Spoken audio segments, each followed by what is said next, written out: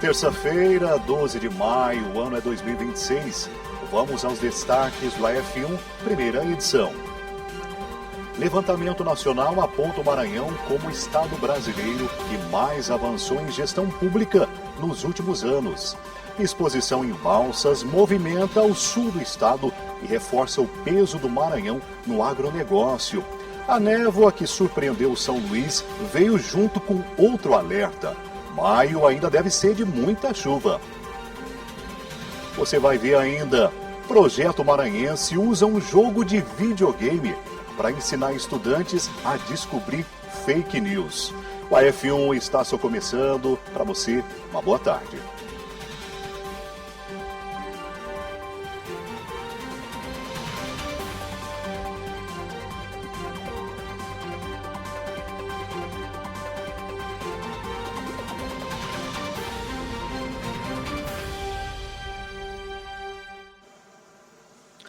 A Assembleia Legislativa realizou hoje a primeira sessão ordinária da semana, com debates e pronunciamentos dos deputados estaduais em plenário.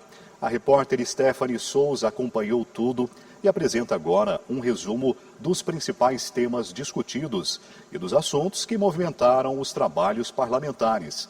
Stephanie, que já está a postos, boa tarde. Olá, Ademilson, boa tarde para você e boa tarde a todos que nos acompanham no Assembleia em Foco, primeira edição.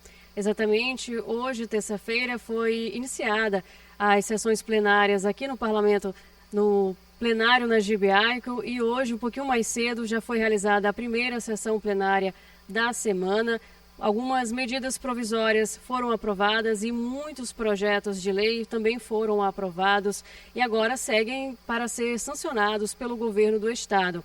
Como exemplo desses projetos de lei, eu trago o PL número 246 de 2022, que é de autoria do deputado Wellington do Curso, que institui a campanha estadual de prevenção e também de combate ao turismo sexual de crianças e adolescentes.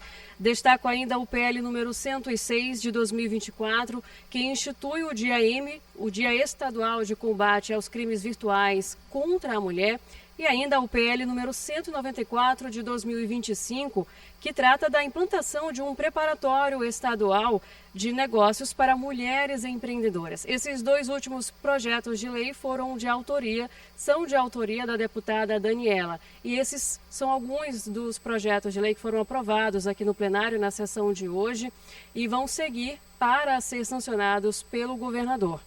Ainda hoje, parte dos parlamentares vão se reunir novamente para realizar a Comissão de Constituição, Justiça e Cidadania, a CCJ. E essa reunião está prevista para acontecer daqui a pouco, a partir das 2h30 da tarde. É isso, Ademilson, eu volto com você. Obrigado pelo resumo, Stephanie. Muito importante nós acompanharmos as informações da Casa do Povo. E agora a gente muda de assunto para mostrar que um dos principais levantamentos sobre gestão e desempenho dos estados brasileiros apontou o Maranhão como o estado que mais avançou em gestão pública nos últimos 3 anos. O resultado coloca o Maranhão entre os 10 melhores estados do país quando o assunto é gestão pública. Na última semana foi divulgado a edição de 2026 do Ranking de Competitividade dos Estados, realizado pelo Centro de Liderança Pública. De acordo com o levantamento, o Maranhão foi a unidade federativa que mais avançou em gestão pública entre os anos de 2023 a 2025. Para se ter uma ideia, o estado subiu 11 posições, saindo da 20ª colocação para a 9ª. O secretário de Estado de Administração explica sobre esse cenário favorável da gestão pública. Assim que o governador Carlos Brandão nos deu essa missão e por orientação dele, nós tivemos muitas mudanças no estado. E essa mudança ela reflete não só na nossa pasta de administração, mas em outras pastas. O Maranhão, recentemente, ele foi reconhecido também como o 2º lugar em solidez fiscal do Brasil. Isso mostra o quanto a nossa capacidade de gerenciar nossas despesas, ela saiu da pior posição para o 2º melhor do país.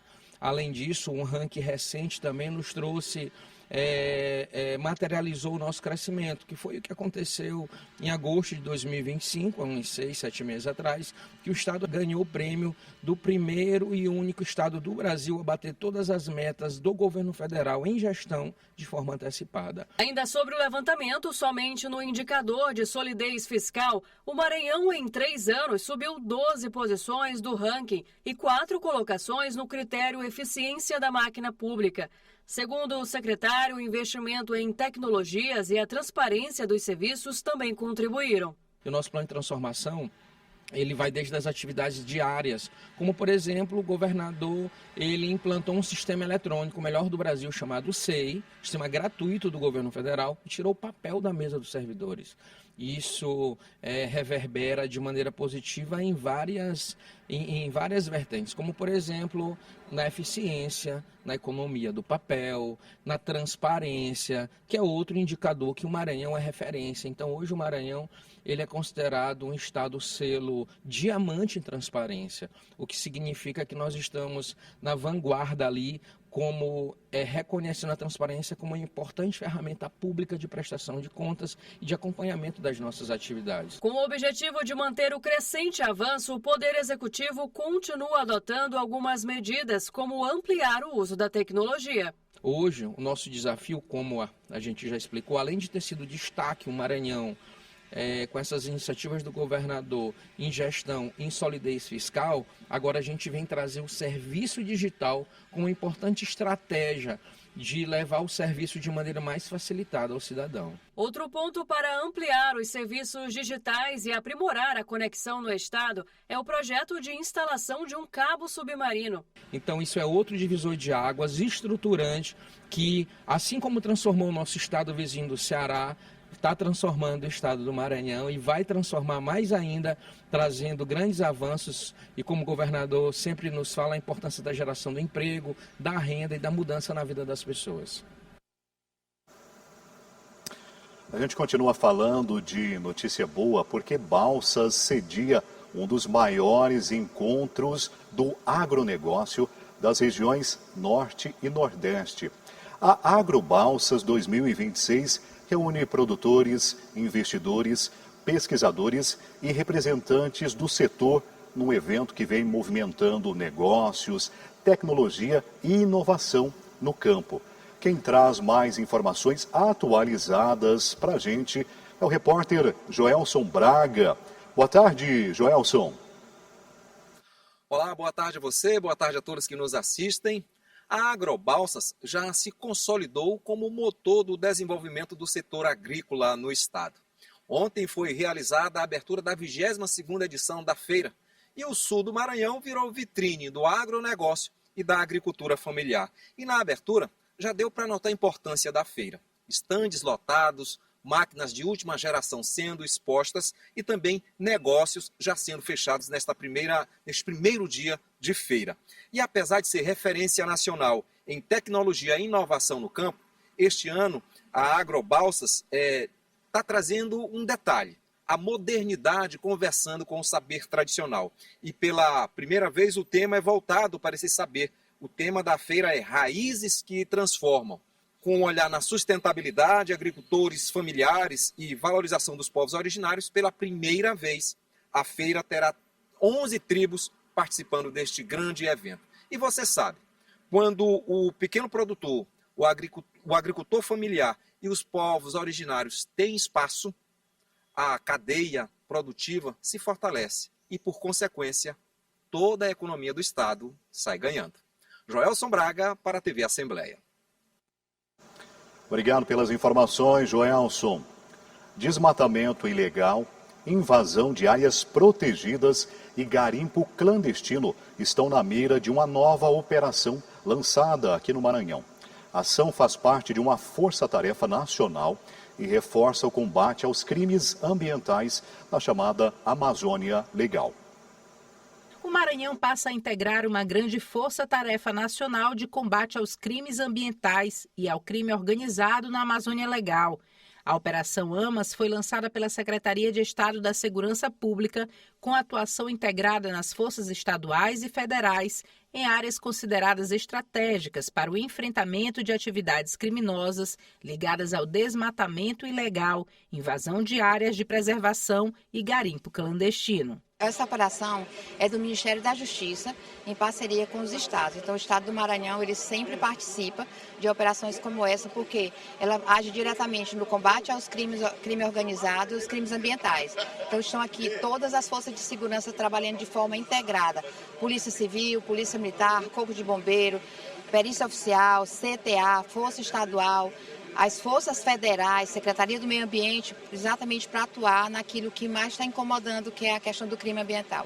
Nesta primeira etapa, cerca de 100 agentes vão atuar em 181 municípios da Amazônia Legal maranhense.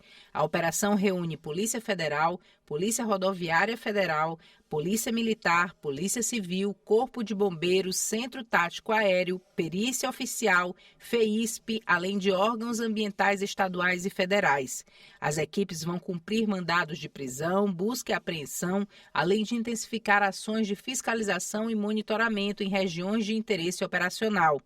A Operação Amas acontece simultaneamente nos 9 estados que compõem a Amazônia Legal e faz parte das estratégias nacionais coordenadas pelo Ministério da Justiça e Segurança Pública para ampliar o enfrentamento aos crimes ambientais e financeiros ligados a organizações criminosas que atuam na região. Todas com o mesmo objetivo, de combater os crimes ambientais, combater o desmatamento legal, as queimadas. A SEMA, que já trabalha na fiscalização diuturnamente, hoje se une a esses demais órgãos com esse objetivo. A gente também já tem um trabalho de monitoramento, um trabalho de inteligência, para combater esses ilícitos, e hoje a gente marca o lançamento dessa operação, a Operação Amas, tão importante para o estado do Maranhão.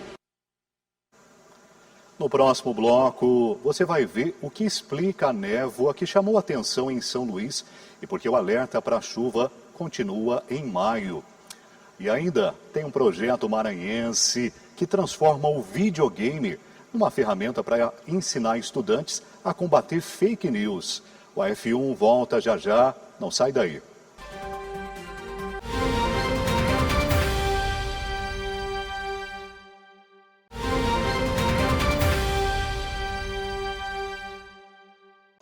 Já estamos de volta aqui no AF1 e a névoa que surpreendeu São Luís no começo da semana não foi o único sinal de atenção para o tempo.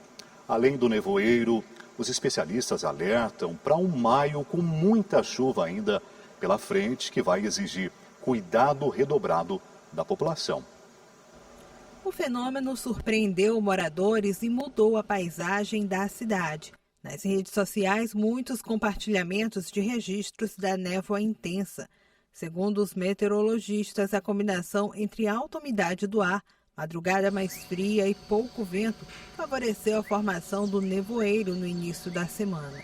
Apesar de não ser comum no litoral maranhense, o fenômeno exige atenção, principalmente no trânsito. Isso não é tão comum mais para regiões serranas, porém, dependendo das condições atmosféricas e devido a bastante umidade e com o resfriamento dessa umidade, chegando próximo à temperatura do ponto de orvalho, há essa condensação, ou seja, é como se fosse uma nuvem colada à superfície do solo, ok? E o grande problema é a questão da visibilidade, tá? Porque ela fica reduzida a menos de 1 quilômetro. Mas além do fenômeno da neblina, o alerta dos meteorologistas é para o restante do mês de maio, com muitas chuvas, trovoadas e alta incidência de raios. Para o setor norte do estado, incluindo a capital, a expectativa é de chuvas acima de 300 milímetros. A orientação é acompanhar os alertas meteorológicos e evitar áreas de risco durante temporais. Pelas previsões realizadas aqui no Núcleo Geoambiental, essa meta deve ser atingida até o final do mês de maio deste ano. Portanto, espera-se ainda volumes pluviométricos expressivos, assim também como a ocorrência de descargas atmosféricas, ou seja, raios, dentro desse período, principalmente ainda durante o mês de maio vigente. Se o mês de maio promete muita chuva, será que pelo menos hoje ela vai dar trégua? Agora é hora de a gente saber como fica o tempo no restante da tarde desta terça-feira. Num dia de mudanças rápidas no céu, vale acompanhar a previsão do tempo antes de sair, ou mesmo de organizar a volta para casa, não é mesmo? E é o que a gente vai ver com a Paula Torres. Boa tarde, Paula.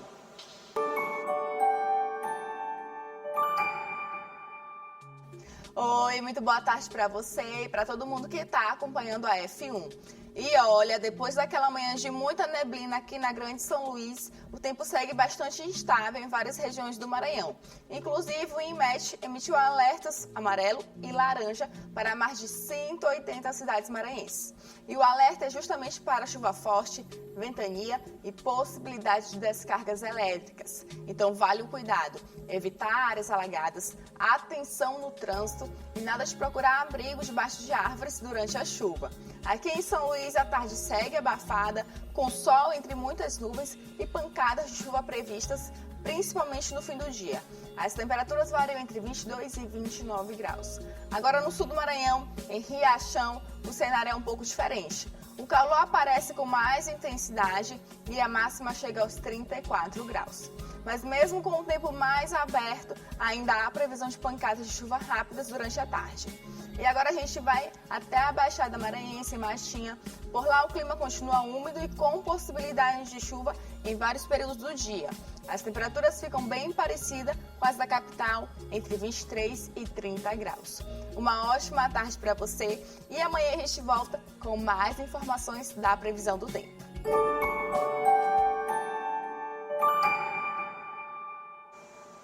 Obrigado pelas informações do tempo, Paula, e até amanhã. Agora nós vamos conferir os assuntos que ganharam destaque aqui no portal da Assembleia Legislativa do Maranhão, na internet. Quem vai trazer para a gente o resumo é a jornalista Eula Belfort. Boa tarde, Eula. Boa tarde para você e para todos que acompanham a Assembleia em Foco, primeira edição desta terça-feira. Vamos aos destaques do portal de hoje. Pautas Femininas aborda festas juninas no Maranhão. Deputado Adelmo Soares realiza entregas de óculos e emociona beneficiados com ação social. E Catulé Júnior fortalece parceria política e institucional com São João do Soter. E para você saber mais sobre essas e outras notícias, é só acessar o nosso site, al.ma.leg.br.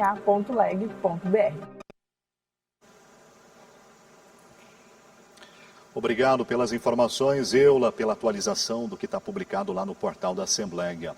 Por falar em internet, fake news já fazem parte, infelizmente, da rotina de muita gente. Mas um projeto aqui do Maranhão decidiu enfrentar esse problema de um jeito criativo, transformando estudantes em personagens num jogo de videogame. Para avançar nesse jogo, você precisa investigar fatos e descobrir a verdade. A reportagem vai mostrar como é que funciona esse jogo, esse videogame.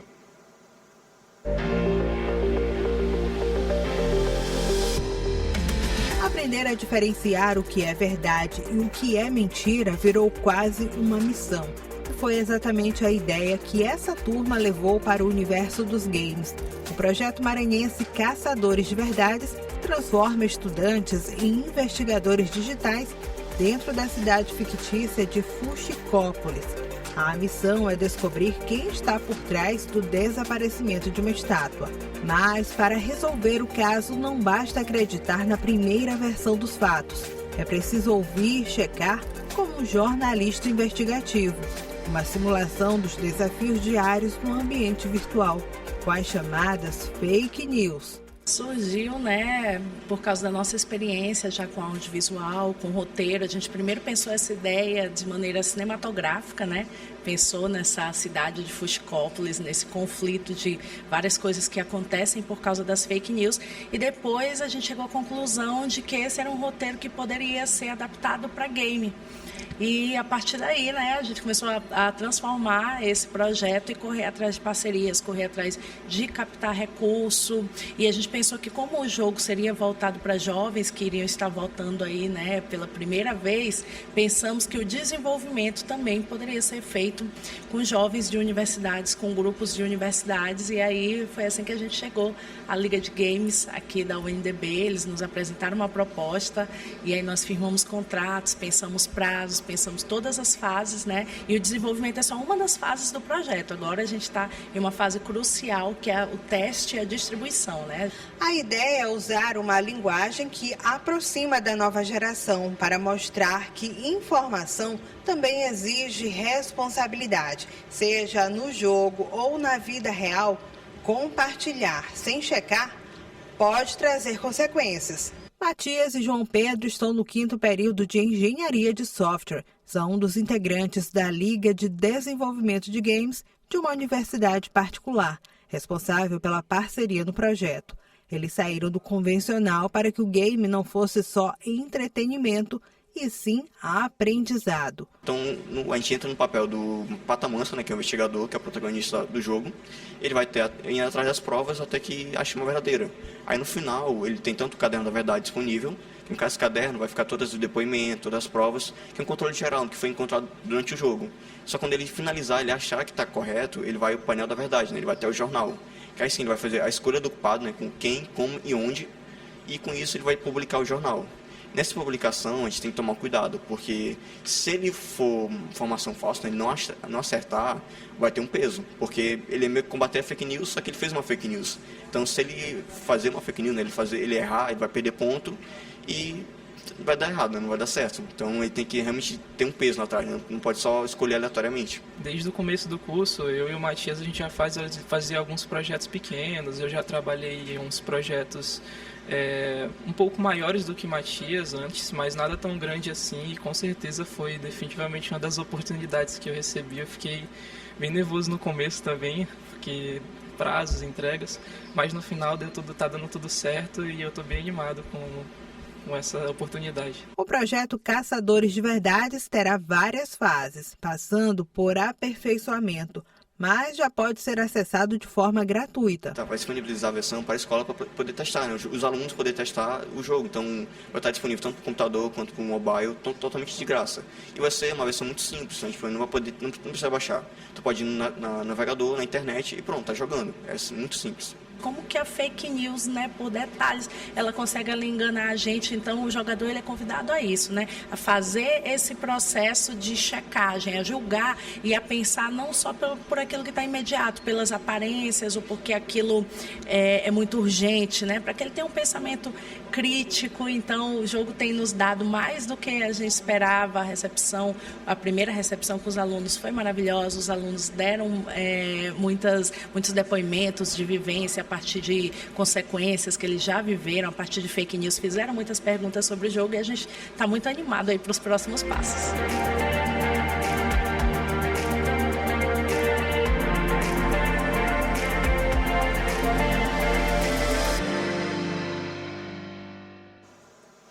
Muito bacana, né? Até eu fiquei com vontade de jogar esse game. Será que eu me daria bem investigando fake news? Investigando fake news. E você?